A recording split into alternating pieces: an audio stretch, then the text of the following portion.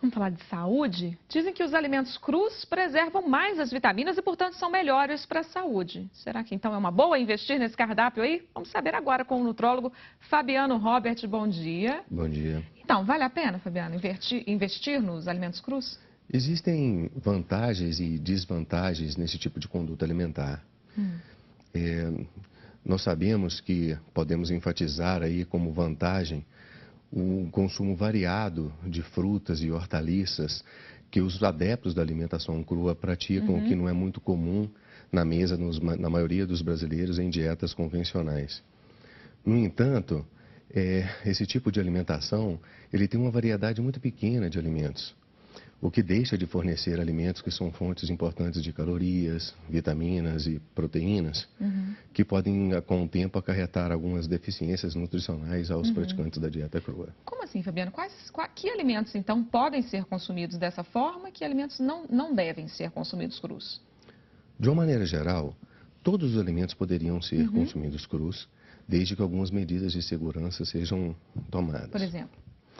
Os cuidados principais seriam com a higienização e a desinfecção desses alimentos. Por exemplo, os legumes e frutas com cascas deveriam ser lavados com escovas próprias e até mesmo colocados em uma solução com bicarbonato, uma colher de bicarbonato para cada litro de água durante uns 30 minutos antes de serem cortados. A limpeza, né? Exatamente. Então, se todos os alimentos, basicamente, né, poderiam ser consumidos crus, por que poderiam faltar vitaminas, sais minerais na dieta de quem prefere essa alimentação? Existem alguns alimentos que são ricos em calorias e alguns determinados alimentos. E alguns estudos vêm mostrando que nem todos os alimentos consumidos crus são ideais à saúde. Alguns alimentos, eles apresentam alguns fatores que têm possibilidade de inibir características nutricionais quando consumidos crus. Ah, é mesmo? Quais? Os vegetais, por exemplo, são ricos em ácido fítico.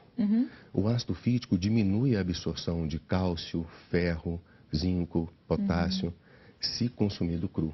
Então, esse alimento deve antes ser, no mínimo, escaldado em água fervente para tirar essa propriedade. Então, eles acabam roubando funções de outros alimentos. Exatamente. Seria isso, né? Nós podemos também citar como exemplo o leite, apesar de não ser uma prática muito comum, o consumo cru do leite.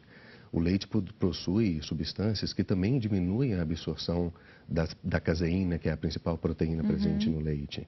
Entendi. Mas o leite de caixinha que a gente consome, ele já vem Pasteurizado, né? E não há esse... Sim, a gente foge desse problema. Não há esse problema. Que alimentos, então, basicamente, são bons de serem consumidos crus, né? Trazem benefícios? Cenoura, por exemplo, beterraba? Sim, exatamente. Nós recomendamos que, prioritariamente, as hortaliças e as frutas sejam consumidas cruas. Lógico que sem esquecer os cuidados com a higiene e também estar atento à procedência desses alimentos. Devemos sempre preferir os alimentos com uma menor quantidade de agrotóxicos e, sempre que possível, dar preferência aos produtos orgânicos nesse sentido. Frutas e hortaliças, então. Sim, legumes. Sim, muitos desses legumes. É lógico que, naquele mesmo aspecto de caráter antinutricional, as leguminosas, por exemplo, elas têm a tripsina, que é uma substância que também inibe a absorção de alguns alimentos se consumidos crus. Pois é. Quais deles a gente deve evitar, então? Podemos, por exemplo, citar como exemplo a lentilha, ervilhas, espinafre, alguns tipos de foliáceos, como o repolho, por exemplo. Agora, rapidinho, né? A carne. Muita gente hoje aposta bastante na japonesa, né? A carne pode ser consumida, o peixe, mais mal passado, ou cru? Sim.